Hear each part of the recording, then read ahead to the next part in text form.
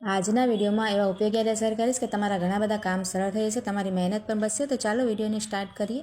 તો જો આ રીતે જે બોલપેનથી બાળકો લખતા હોય અને ખાલી થાય ને તો આપણે ફેંકી દઈએ। તો આજે હું તમને ખૂબ જ સરસ તેનો ઉપયોગ બતાવું છું। એકદમ કામની વસ્તુ બનીને તૈયાર થશે। જો આપણે છે ને આ રીતના કોઈ પણ નાનું કોલ્ડ ડ્રિંક્સનું બોટલ લઈ લેવાનું, તમારે મોટું લેવું હોય તો મોટું પણ લઈ શકો। અને ત્યાર પછી છે ને તેમાં આપણે એક હોલ બનાવી લેવાનો। જો આ રીતે ખીલી વગેરે કોઈ પણ વસ્તુ લોઢાની ગરમ કરી અને વચ્ચોવચ્ચ આપણે એક હોલ બનાવી લેવાનો। જો હું તમને હોલ કરીને બતાવું છું। આ રીતે મેં એક હોલ કરી લીધો છે। હવે આપણે જે આ બોલપેન છે ને તેને ખોલી નાખવાની અને ઉપરનો જે તેનો ભાગ હોય છે ને, જો આ રીતે એમાં ફિટ આવી જાય ને આપણી સરસ કઠણ રીતે, એવો આપણે હોલ કરવાનું માપથી। તમારે પહેલાં માપ કરી લેવાની તમારી બોલપેનની જેટલી પણ હોય સાઇઝની, એ રીતે જુઓ તો એક સરસ આપણે બોટલ બનીને તૈયાર થઈ જશે। જુઓ, તમારે તેલ ભરવું હોય કે પછી વાસણ ધોવાનું લિક્વિડ આપણે થોડું થોડું વાપરીને આ રીતે ભરતા હોઈએ, કોઈ પણ વસ્તુ ભરવા તમારે ખૂબ જ કામ લાગશે। જો આ રીતે બજારમાંથી આપણે લઈએ છીએ ને તો ખૂબ જ મોંઘી મળે છે, તો આ રીતે ઘરે બનાવી શકાય। જુઓ, આપણે દીવાનું તેલ ભરવું હોય કે કોઈ પણ વસ્તુનું તેલ ભરવું હોય કે મશીનમાં વાપરતા હોઈએ તે તેલ ભરવું હોય, પૂરતા હોઈએ તે, અહીંયા મેં પાણી ભરીને તમને ચેક કરીને બતાવ્યું છે। ત્યાર પછી જો આ રીતના મિક્સર, જે આપણે ચટણી વગેરે પીસતા હોઈએ કે ટમેટા પ્યુરી કરતા હોઈએ, કોઈ પણ મસાલા પીસતા હોય ને લિક્વિડ, તો ક્યારેક એનું ઢાંકણ છે ને ઢીલું થઈ જતું હોય છે। ઘણા વપરાશ બાદ આપણે જૂનું થઈ જાય ને તો આ રીતે જુઓ કેવું ઢીલું થઈ ગયું છે।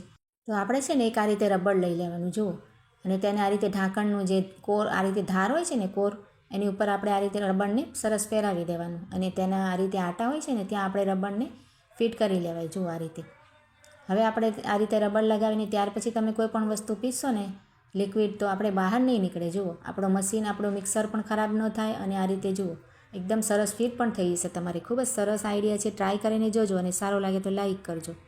ત્યાર પછી જો ક્યારેક આપણે આ રીતે બજારમાંથી લઈ આવીને પાણીના મગ્ગા આ રીતે, તો નવું જોઈને આ રીતે તિરાડ પડી જાય। જુઓ, ફાટી ગયું છે અહીંયા અને પાણી નીકળે છે। જો આવી નાની અમથી તીર હોય તો આપણે ફેંકવાનું મન ના થાય। આખો ડબ્બો હોય, એનું હેન્ડલ વગેરે બધું સારું હોય ને આ રીતે કદાચ તમે નવું લઈ આવ્યા હોય ને તૂટી ગયું હોય ને, તો આ રીતે જુઓ તમને એને ઠીક સરખું કરવાની એકદમ સરસ તમને આઈડિયા આજે બતાવીશ।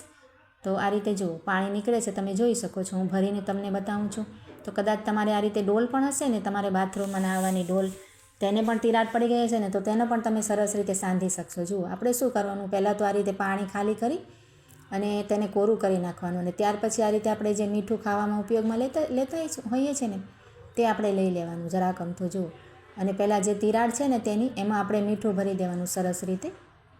આ રીતે આપણે થોડુંક એની ઉપર નાખી અને પહેલાં આંગળીથી સરસ આ રીતે સેટ કરી લેવાનું મીઠાને, એક બાજુ આ રીતે સેટ કરી અને ત્યાર પછી આપણે શું કરશું કે જે ફેવિક્વિક આવે છે ને, ફેવિક્વિકની 5 રૂપિયાવાળી ટ્યુબ અહીંયા મેં લઈ લીધી છે, તેને આપણે આ મીઠા ઉપર નાખવાની। જુઓ, આપણે ડાયરેક્ટ મીઠું ના નાખીએ અને ડાયરેક્ટ ફેવિક્વિક નાખશું ને પહેલાંથી જ, તો આપણે જે વસ્તુ હશે ને એ ચોટશે તો ખરી, પણ થોડાક જ દિવસમાં તમે જોશો કે પાણી પાછું નીકળવા મળશે, ફેવિક્વિક તરત નીકળી જશે અને તેનું જે આ રીતે કઠણ નહીં, સરસ રીતે નહીં થાય। જુઓ, જોઈન્ટ, અને આ રીતે તમે મીઠા સાથે ફેવિક્વિકને મિક્સ કરીને નાખશો ને તો ખૂબ જ સરસ તમારે પથ્થર જેવું, લોઢા જેવું થઈ જશે। આ જે મગ હશે કે પછી તમારે ડોલ સાંધી હશે, તો આ રીતે મીઠા ઉપર બધી ફેવિક્વિકની જે ટ્યુબ છે ને એ મેં નાખી દીધી છે। જુઓ, અને ઉપરથી ફરીથી જરાક અમથું મીઠું લઈ અને પાછું તેને આપણે આ રીતે સેટ કરી લઈશું, તો તરત જ તમે લગાવશો ને એવું જ સુકાઈ જશે અને પથ્થર જેવું થઈ જશે। જુઓ, અંદર પણ જરાક અમથી ફેવિક્વિક લગાવી દીધી છે ખાલી, જુઓ અંદર તિરાડ દેખાતી હતી ને તેમાં પણ।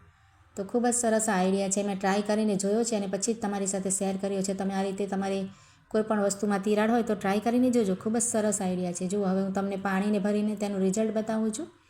આ રીતે મેં કોરું કરી નાખ્યું છે મગ્ગાને અને પાણી ભરીને આપણે જોશું ને તો તેમાંથી જરાય પાણી નહીં પડે અને આ ઘણા દિવસ સુધી ચાલશે પણ। આપણે આ મગ્ગો છે ને લોંગ ટાઈમ સુધી તમે તેને વાપરી શકશો। જુઓ, તરત જ તેનું આમ તિરાડ ખુલશે નહીં, એકદમ સરસ આઈડિયા છે, ટ્રાય કરજો। ત્યાર પછી જો આ રીતના બાળકો ક્યારેક ઘરમાં હોમવર્ક કરતા હોય કે લખવા બેસતા હોય ને, તો કદાચ તેમની પાસે ઇરેઝર ના હોય ને, ચેકવાનું, ચેક રબર જે આવે છે રબર, તે ખોવાઈ ગયું હોય કે ના હોય બાળકો પાસે, તો આપણે શું કરવાનું, આ રીતના માથામાં નાખવાનું રબર તો આવે જ છે ને, આપણી પાસે હોય જ છે, તેને આપણે છે ને પેન્સિલની આ રીતે પાછળની ભાગે બાળકોને લગાવી દેવાનું। જુઓ, 2-3 આટા સરસ ફિટ કરી દેવાના અને આ રીતે તમે ચેકશો ને તેનાથી, તો આપણે જુઓ સરસ રીતે ચેકાઈ ગયું છે પેન્સિલથી લખેલું। ખૂબ જ સરસ આઈડિયા છે, તમે ટ્રાય કરીને જોજો એક વખત। તો આ રીતે બાળકો વારે વારે ખોવાઈ નાખતા હોય તો આ રીતે ક્યારેક ના હોય ને ઇમરજન્સીમાં, તો આ રીતે આપણે રબરથી ચેકી શકાય। ખૂબ જ સરસ આઈડિયા છે, સારો લાગે તો લાઈક જરૂર કરજો।